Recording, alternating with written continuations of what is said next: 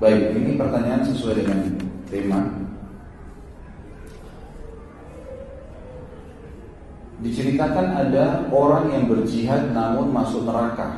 Siapa orang yang berjihad namun masuk neraka? Apa alasannya dan mohon penjelasannya? Hadis Bukhari menjelaskan kata Nabi SAW, 3 orang yang paling pertama dihisab hari kiamat dan paling pertama masuk neraka. Orang yang pertama adalah orang yang berjihad di jalan Allah. Yang paling pertama itu, di jalan Allah.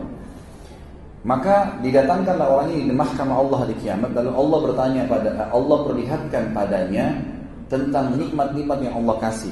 Keberanian, dia masuk medan perang, dia membunuh musuh, dia takbir, semua diperlihatkan. Lalu dia lihat, dia kenal nikmat itu. Lalu kata Allah SWT, apa yang kamu lakukan dengan nikmat yang saya kasih ini? Keberanian yang ada, peluang untuk masuk di jihad, kamu bisa membunuh musuh, itu luar biasa. Apa yang kau lakukan? Dia bilang, ya Allah, tidak ada kesempatan untuk berperang di jalanmu kecuali saya lakukan, dan saya kerjakan itu karena kamu. Kata Allah, kamu dusta. Kamu berperang agar kau dibilang pemberani, gitu kan? Maka kata Nabi SAW, Allah pun berfirman pada para malaikat, saya lihat orang ini lempar ke neraka. Jadi memang jihad nggak boleh, ibadah. Jangan karena mau dibilang pemberani, gitu kan? Ada seseorang yang pernah di zaman Nabi SAW mati masuk neraka. Ya. Kalau tidak salah, namanya dia Kazman. Kalau tidak salah, orang ini bernama Kazman. Jadi dia masuk medan perang, dia waktu di perang Uhud tuh, dia perang sana sini, banyak menyerang musuh di awal-awal peperangan, bahkan membunuh beberapa sahabat mengatakan orang ini ahli surga nih. Kapan dia terbunuh luar biasa. Karena juga ada hadis Nabi SAW yang berbunyi, tidak akan bersatu antara seorang mujahid dengan orang kafir yang dia bunuh di medan perang. Tidak akan bersatu ya. Dalam arti kata memang di sini dia kalau sudah membunuh satu orang kafir dia akan selamat dari neraka, jaminan. Gitu. Maka sahabat mengatakan orang ini ahli surga nih. Lalu kata Nabi SAW tidak, dia masuk neraka. Sahabat semua penasaran, diikutin. Kenapa nih dikatakan neraka? Ternyata orang ini sempat kena tebasan pedang kakinya, betisnya berdarah.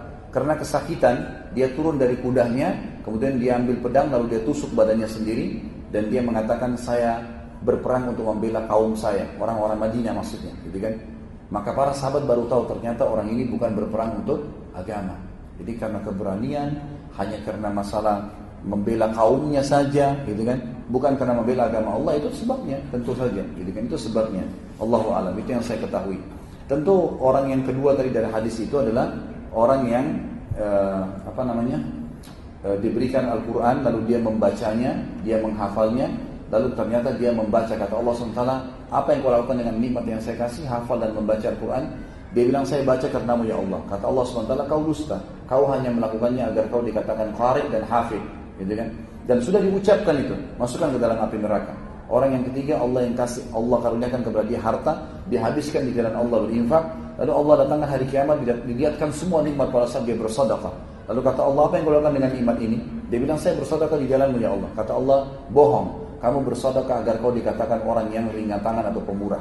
Maka dilemparkan ke dalam api neraka. Allahu a'lam. Alhamdulillahi Rabbil Alamin Ar-Rahman